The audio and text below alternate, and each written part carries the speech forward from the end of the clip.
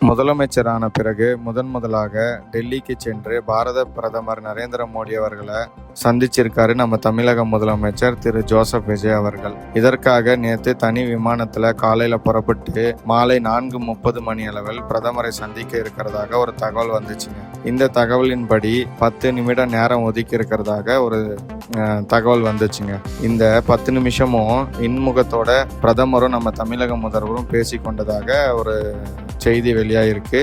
இப்போ இந்த சந்திப்பின் போது தமிழக முதல்வர் அவர்கள் பாரத பிரதமர் அவர்கிட்ட தமிழக நலத்திட்டங்களை பற்றி என்னென்ன கோரிக்கைகள் வச்சிருக்காங்க அப்படின்றத பார்க்கலாங்க. பாரத பிரதமரிடம் தமிழக முதலமைச்சர் 4 முக்கிய கோரிக்கைகள் வச்சிருக்காருங்க. முதலாவதாக, தமிழகத்தில் சர்ச்சையாக பேசி கொண்டிருந்த, அதாவது பதவியேற்பு விழாவில் சர்ச்சையாக நடந்த ஒரு விஷயம், அது என்னன்னா, முதலாவதாக வந்தே மாதரம் பாடியதாகவும் தமிழ் தாய் வாழ்த்த 3வது இடத்துக்கு தள்ளப்பட்டதாகவும் ஒரு சர்ச்சை இருந்துச்சு.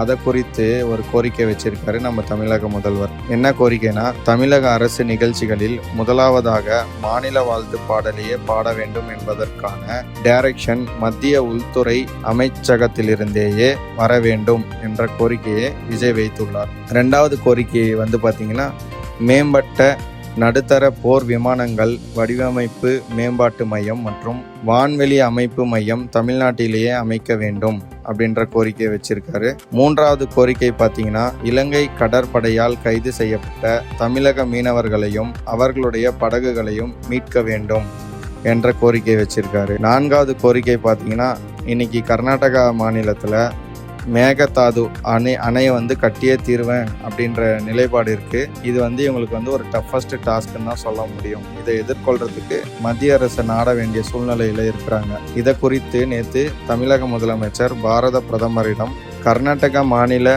மேகதாது அணை கட்டுவதற்கு மத்திய அரசு அனுமதி வழங்கக்கூடாது என்ற கோரிக்கையும் வச்சிருக்காருங்க. வருத்தப்பட வேண்டிய விஷயம் என்னன்னா, நீட் தேர்வு குறித்து பிரதமரிடம் சிஎம் விஜய் எந்த கோரிக்கையும் வைத்ததாக குறிப்பிடவில்லை. நரேந்திர மோடி அவர்களை சந்தித்த பிறகு நிதியமைச்சர் நிர்மலா சீதாராமனை சந்திச்சிருக்காரு நம்ம தமிழக முதலமைச்சர் விஜய் அவர்கள். அவரிடம் என்னென்ன கோரிக்கை வச்சிருக்காரு அப்படின்றத பார்ப்போம். முதலாவதாக, ஒசூர், மதுரை மற்றும் கோவை மெட்ரோ ரயில் திட்டங்களுக்கு மத்திய அரசு நிதி ஒதுக்க வேண்டும் என்று முதலமைச்சர் விஜய் கோரிக்கை வச்சிருக்காரு. ஆமாங்க, இப்போ சென்னையில் மெட்ரோ வந்துருச்சு. அடுத்த கட்ட நகரங்கள், வளர்ந்து வர நகரங்கள் பார்த்தீங்கன்னா ஒசூர், மதுரை, கோவை இந்த மாதிரி நகரங்கள் வந்துட்டு இருக்குங்க. இதில் மெட்ரோ நிலையம் வேண்டும் என்று ஒரு கோரிக்கை வச்சிருக்காரு.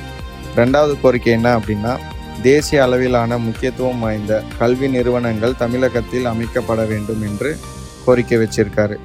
அதாவது ஐஐடி, ஐஐஎம் இந்த மாதிரி தேசிய அளவிலான கல்வி நிறுவனங்களை தமிழகத்தில் அமைக்க வேண்டும் என்ற கோரிக்கை வச்சிருக்காரு. மேலும் இன்னொரு கோரிக்கை வச்சிருக்காரு. ரயில்வே, துறைமுகம் மற்றும் நெடுஞ்சாலை திட்டங்களில் தமிழகத்திற்கு மத்திய அரசு முக்கியத்துவம் அளிக்க வேண்டும் என்று கோரிக்கை வச்சிருக்காரு.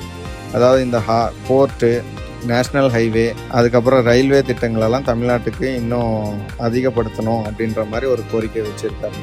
இந்த செய்தியை உங்கள் ஃப்ரெண்ட்ஸ் அண்ட் ஃபேமிலிக்கு ஷேர் பண்ணுங்கள்.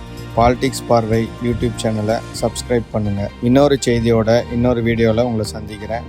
நன்றி, வணக்கம்.